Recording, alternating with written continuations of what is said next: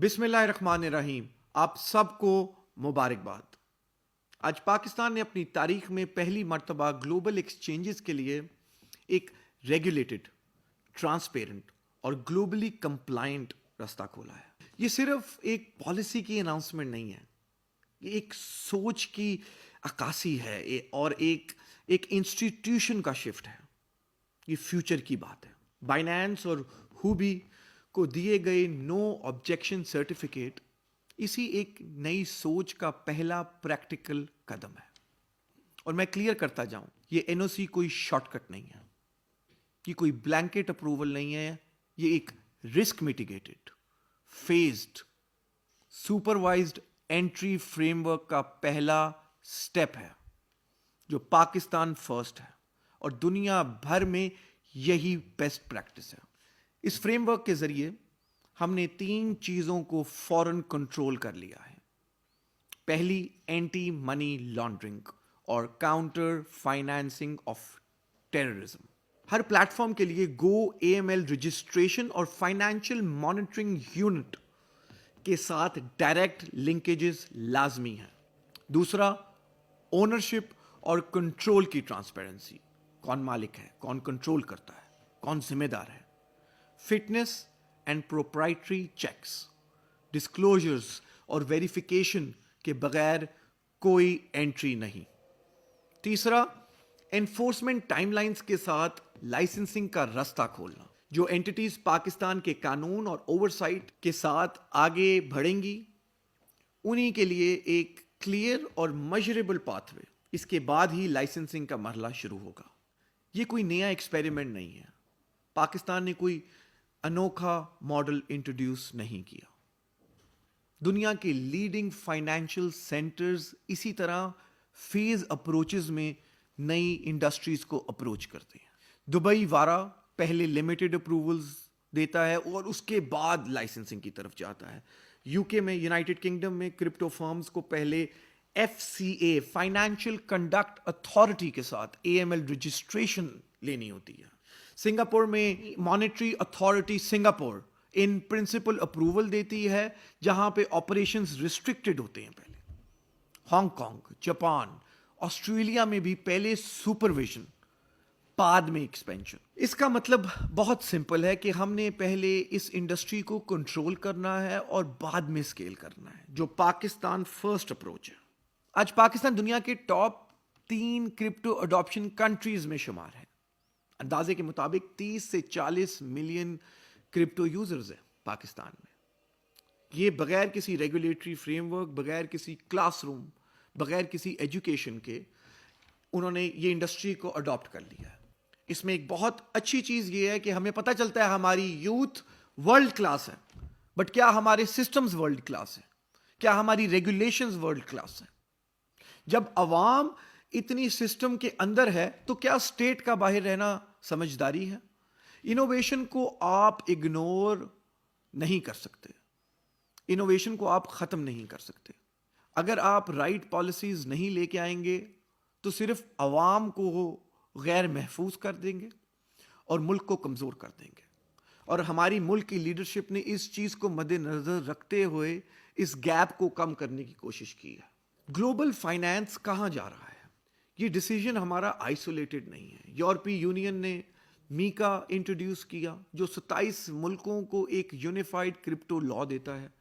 मैंने आपके साथ दुबई की एग्जांपल दी है। दुबई ने वारा बना के अपने आप को एक ग्लोबल वर्चुअल एसेट हब बना दिया है।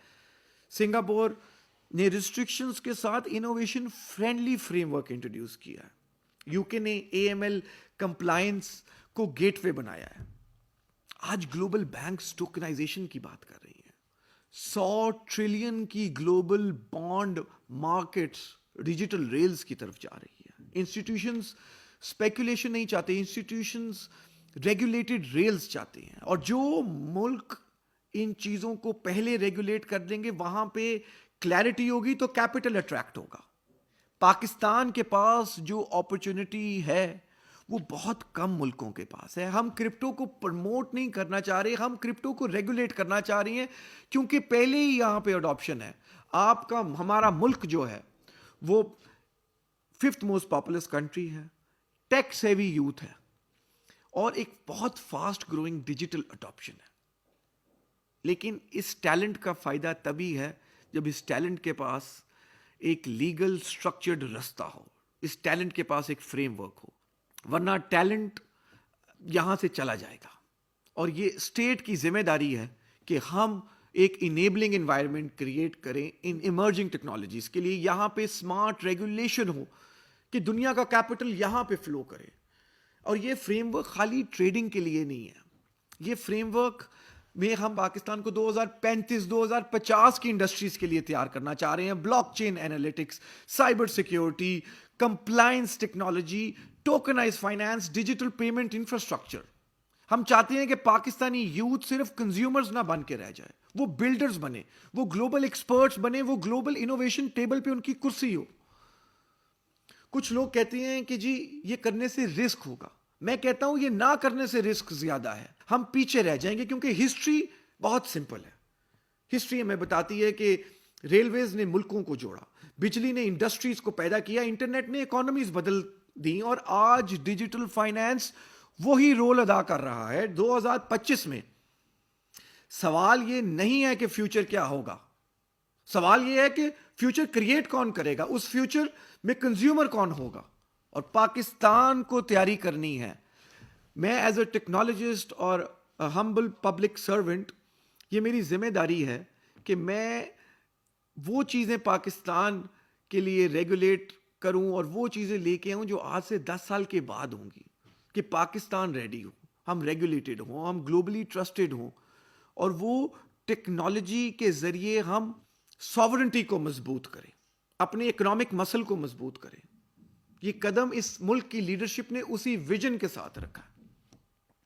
انٹرنیشنل کمیونٹی کے لیے پیغام سیدھا ہے. پاکستان انوویشن سے بھاگ نہیں رہا. پاکستان تو انوویشن کو ویلکم کر رہا ہے, پاکستان انوویشن کو ریگولیٹ کر رہا ہے. Pakistan is open for business, مگر صرف ڈیجیٹل ایسٹس میں ان کے لیے جو ہمارے رولز فالو کریں گے, پاکستان کی یوتھ کے لیے اپرچونٹیز کریٹ کریں گے, جو پاکستان فرسٹ اپروچ رکھیں گے. اور پاکستان کی یوتھ کے لیے میرا پیغام اور بھی سیدھا ہے. فیوچر کا انتظار مت کریں, فیوچر کی تیاری کریں, فیوچر کو کریٹ کریں. یہ این او سی جو ہم نے 2 ایکسچینجز کو دیا, یہ ہماری منزل نہیں ہے, یہ بنیاد ہے. یہ بنیاد ہے ان عمارتوں کی جو آپ نے رکھنی ہے. پاکستان کا مستقبل امپورٹ نہیں ہونا چاہیے, کہ یہاں بننا چاہیے, یہ آپ کے ہاتھوں بننا چاہیے. پاکستان ڈیجیٹل ایسٹس میں ایک گلوبل کیس سٹڈی بننا چاہیے, کہ ایمرجنگ مارکیٹس موروکو سے ملیشیا تک دیکھ سکیں کہ پاکستان نے اپنے ملک کے لیے ڈیجیٹل ایسٹس کو کس طرح ریگولیٹ کیا. شکریہ.